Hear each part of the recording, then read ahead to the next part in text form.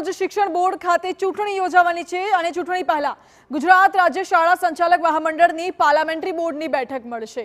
ગાંધીનગરમાં આવેલી મધુર ડેરી ખાતે બેઠક યોજાઈ અને દરેક જિલ્લામાંથી ઉમેદવારી નોંધાવેલા અરજદારો આ બેઠકમાં હાજર રહ્યા। બેઠકમાં પ્રમુખ અને મહામંત્રીની પણ ઉપસ્થિતિ રહી છે। ત્યારે સાંજ સુધીમાં પાર્લામેન્ટરી બોર્ડ ઉમેદવારના નામ જાહેર કરશે। પાર્લામેન્ટરી બોર્ડ કયા ઉમેદવારની પસંદગી કરશે તેના પર સૌની નજર મંડરાયેલી છે।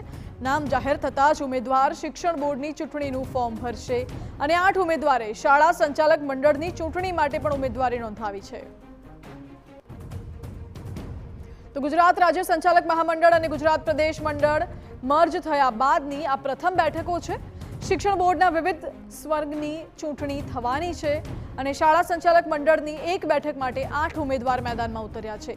જે ઉમેદવારને ચૂંટણી લડવી છે તે ઉમેદવાર જિલ્લાના મહામંત્રી અને પ્રમુખના સમર્થન સાથે પાર્લામેન્ટરી બોર્ડમાં પોતાના વિચારો રજૂ કરશે। જે બાદ પાર્લામેન્ટરી બોર્ડ નક્કી કરશે કે કોના નામની પસંદગી થાય છે।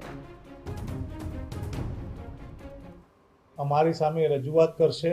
પાર્લામેન્ટરી બોર્ડના સુજ્ઞ તમામ આ સભ્યો એના ઉપર ચર્ચા વિચારણા કરશે। 2/9/2024 રોજ ફોર્મ ભરવાની છેલ્લી તારીખ છે।